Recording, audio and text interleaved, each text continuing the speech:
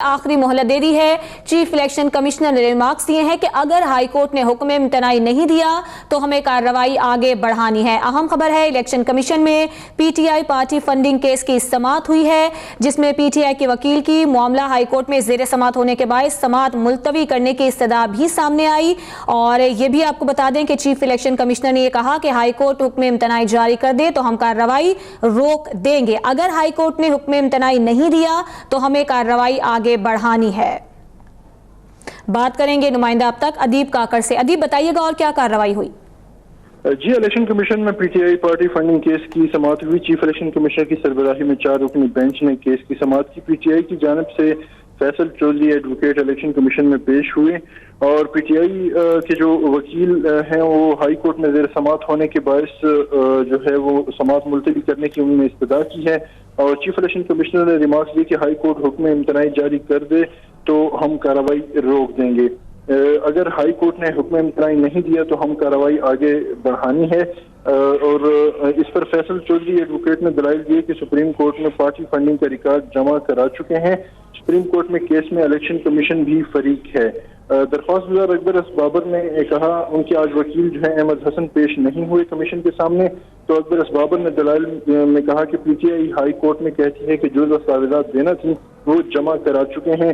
Chief election commissioner ने कहा कि हमें ये समझ नहीं आती कि पीटीआई हमारे हुक्म की तामील क्यों नहीं कर रही।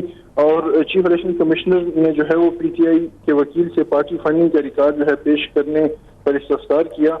तो इलेक्शन कमीशन का जो है वो पीटीआई को 11 सितंबर को पार्टी फंडिंग का रिकॉर्ड जमा कराने का हुक्म दिया है।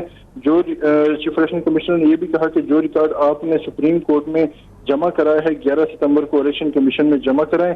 मजीद समाअत जो है वो 11 सितंबर को होगी इस पर। अच्छा, ये बताइएगा अदीब काकर के पीटीआई के वकील का क्या मौक़िफ़ था रिकॉर्ड जमा करवाने के हवाले से? जी, उन्होंने यही मौक़िफ़ पेश किया जो शुरू दिन से उनका चला आ रहा है कि जी वो सुप्रीम कोर्ट में हम जवाब जमा करा चुके हैं। और इस पर भी इलेक्शन कमीशन ने उनको कहा है कि जो रिकॉर्ड आप सुप्रीम कोर्ट में जमा करा चुके हैं वही रिकॉर्ड 11 सितंबर को इलेक्शन कमीशन में जमा कराएं।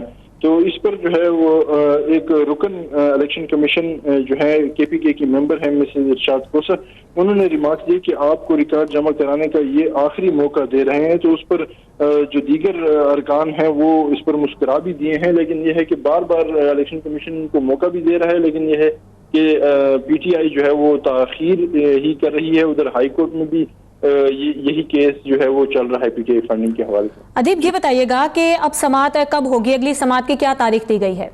जी, इलेक्शन कमीशन ने पीटीआई को 11 सितंबर की समाअत के लिए मुकर्रर हुई है। पीटीआई फंडिंग का जो मामला है और उस पर इलेक्शन कमीशन ने उनको हिदायत जारी की हैं कि जी 11 सितंबर को वो दस्तावेजात जो उन्होंने इलेक्शन कमीशन में रिकॉर्ड जमा कराया है अपनी पार्टी फंड्स के हवाले से या ममनुआ फंड्स के हवाले से, जो जवाब उधर जमा कराए सुप्रीम कोर्ट में वही जवाब जो है इलेक्शन कमीशन के सामने पेश किया जाए और 11 सितंबर को जो है इसकी समाअत दोबारा हो।